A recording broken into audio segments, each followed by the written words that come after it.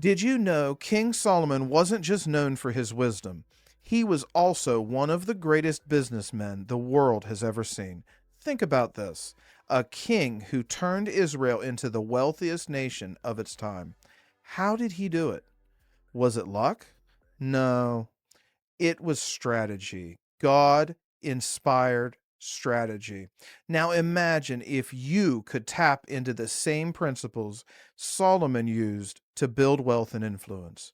What if his wisdom wasn't just for ancient kings, but also for modern entrepreneurs, leaders, and dreamers like us? Stick with me because today we're diving into Solomon's business plan straight from Scripture. Trust me, you don't want to miss this. King Solomon wasn't just the wisest man in history, he was an extraordinary businessman and teacher. Think about it.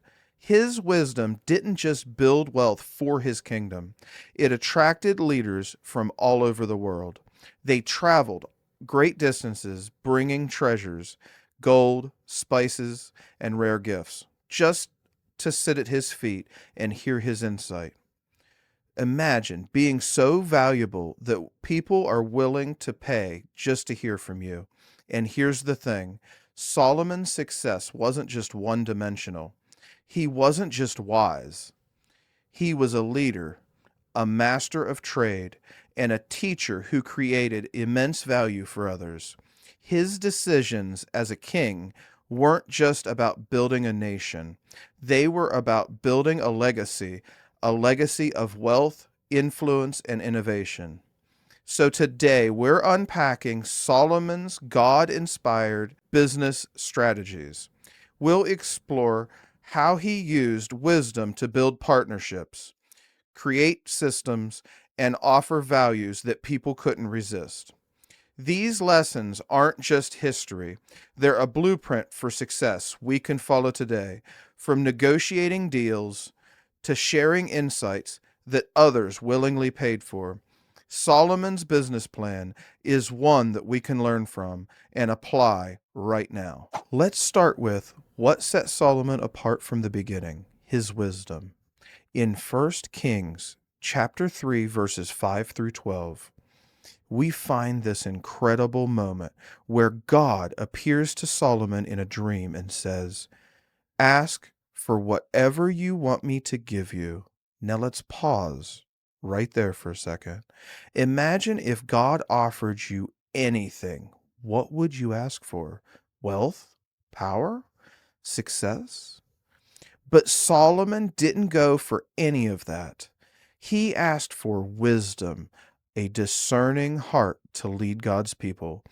And God's response? "I will give you a wise and discerning heart. Furthermore, I will give you what you have not asked for, both wealth and honor." Here's the takeaway: Solomon didn't just position himself for success, he positioned himself for sustainable success. Wisdom wasn't just a tool for him, it was the foundation of his leadership, of decision making. And guess what? That foundation led to unprecedented wealth and influence. So, what does that mean for us today? It means wisdom should be at the core of every decision we make, whether it's in business, leadership, or life. And just like Solomon, we don't have to figure it out alone. James 1:5 tells us, "If any of you lacks wisdom, you should ask God, who gives generously to all without finding fault, and it will be given to you." Before we jump into strategic plans or big goals, we need to pause and ask God, what's the wise move here? That's the real secret. Seeking God's guidance isn't just spiritual, it's strategic. When wisdom leads the way, success follows. Think about it. What would happen if we would prioritize wisdom in our businesses and leadership? What kind of legacy could we build? Let's hold on to that. and move into the next key principle Solomon modeled. Now let's talk about one of Solomon's most powerful strategies: partnerships. Solomon understood something we often overlook. Success isn't a solo journey. It's built through collaboration and strategic alliances. In 1 Kings chapter 9 verses 26 through 28, we see Solomon's wisdom in action. He partnered with King Hiram of Tyre, who provided the finest cedar and materials for building the temple. But their partnership didn't end there. Together they established trade routes, sailing to Ophir and bringing back 420 talents of gold. That's over 15 tons of gold. Can you imagine the wealth and resources flowing into Israel because of these partnerships? Here's what made Solomon's approach so effective. He didn't just look for what he could gain, he created mutually beneficial alliances. Hiram gained trade opportunities, and Solomon traded resources not only to build the temple, but to also build his wealth and influence. The lesson here is clear. Success in business and in life requires us to value collaboration. Strategic partnerships can open doors we could never open on our own. Think about it. What resources, skills, or opportunities could you gain by partnering with others? And let's bring this into the modern world. In business, partnerships could mean collaborating with someone who has the expertise you don't, or teaming up with others to reach a larger audience. Ecclesiastes 4:9 reminds us, two are better than one. They have a better return on their labor. So ask yourself, who could you partner with to multiply your impact? What alliances could take your business or your leadership to the next level? Solomon's success teaches us that when we build strategic partnerships, we build something far greater than we could alone.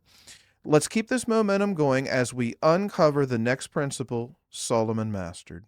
Let's talk about one of Solomon's most practical strategies for building lasting wealth: diversification. Solomon understood a principle that many of the world's investors and entrepreneurs follow today. Don't put all your eggs in one basket. In 1 Kings chapter 10 verses 14 through 15, we get a snapshot of Solomon's diverse income sources. It says, "The weight of gold that Solomon received yearly was 666 talents, not including the revenues from merchants and traders and from all the Arabian kings and the governors of the territories." Now think about that. Solomon didn't rely on just one stream of income. His wealth came from gold, trade, taxes, and tributes. He had multiple channels working for him at all times. This wasn't just smart, it was sustainable.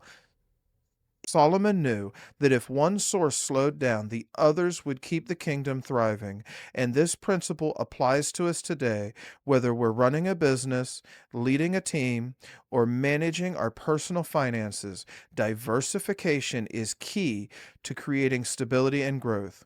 For entrepreneurs, this could mean offering multiple products or services. For investors, it might mean spreading out investments across different industries. And even for individuals, it's about thinking beyond a single paycheck and exploring additional income streams. Proverbs 27, verses 23 through 24 reminds us, "Be sure you know the condition of your flocks.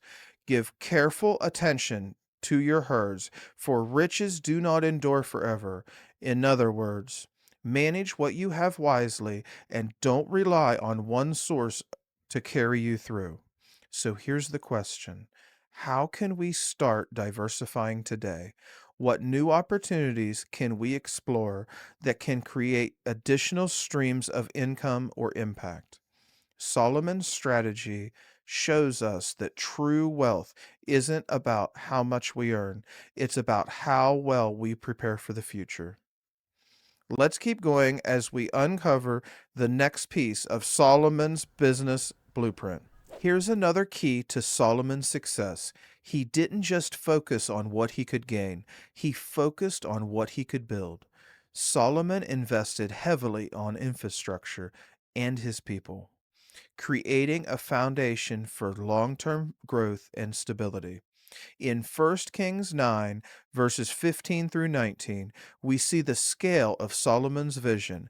It says, King Solomon conscripted laborers from all Israel, 30,000 men. He built Tadmor in the desert and all the store cities. He wasn't just building the temple, he was strengthening the economy by constructing cities, fortresses, and storage facilities. These projects created jobs and ensured the nation's wealth could be managed and protected. Solomon understood something critical. Infrastructure and people are the backbone for any lasting enterprise. By investing in these areas, he created systems that didn't just serve the present, they secured the future.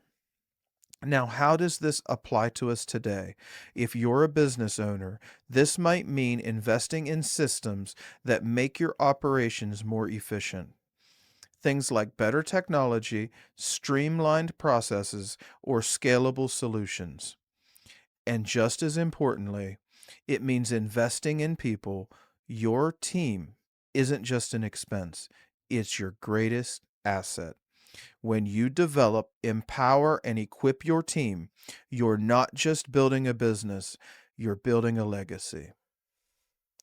Proverbs 24:27 puts it this way: Put your outdoor work in order and get your fields ready.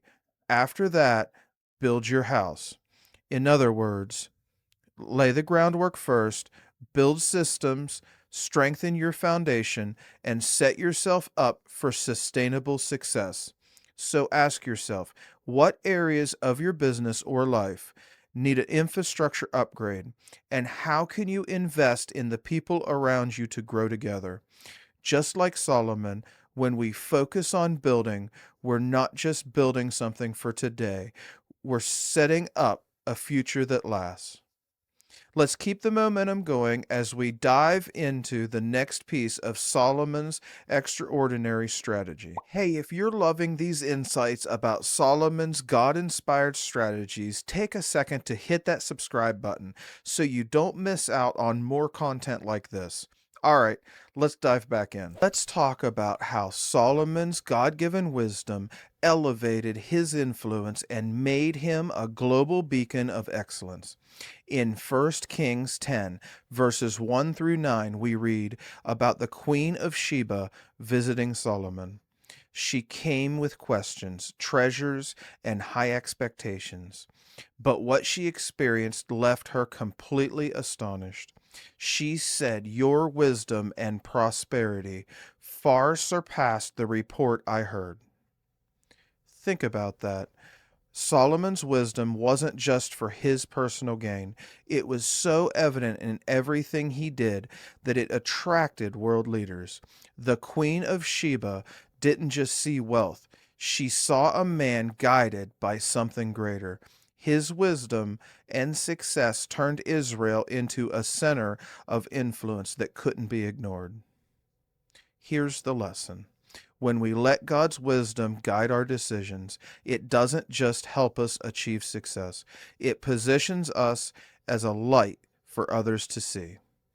Matthew 5:14 says, You are the light of the world. A city on a hill cannot be hidden. That's what Solomon was, a city on a hill, shining with God's glory and wisdom.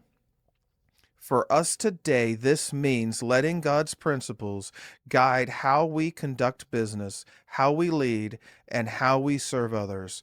Excellence rooted in God's wisdom has a way of drawing people in. It creates opportunities, builds trust, and magnifies our influence. Not for our glory, but for God's. So here's the question: how can we let God's wisdom shine through in everything we do? Whether it's the way we handle challenges, serve our customers, or lead our teams. When we let God guide us, our work becomes a testimony of His greatness. Now let's pull these powerful principles together as we move into the conclusion. Solomon's success was no accident. He built his wealth on a solid foundation of God's wisdom. He leveraged strategic partnerships, diversified his income streams, invested in infrastructure and people, and even shared his wisdom as a resource. His God given insight didn't just enrich him, it blessed entire nations and brought value to others. Now let's bring this home. Whether you're running a business, leading a team, or sharing your own expertise, remember this: wisdom is one of the most valuable resources you can offer. When you seek God's guidance, build partnerships, create systems, and pour into others, you're doing exactly what Solomon did. You're laying the groundwork for success and leaving a legacy that honors God. So here's your challenge. How do you take what you've learned today and apply it to your life? What's one step you can take to use your God-given gifts to serve others? Like Solomon, when you operate from a place of wisdom and service, blessings and opportunities will follow. For more on how to align your life and business with God's principles, watch this video next. I'll see you there.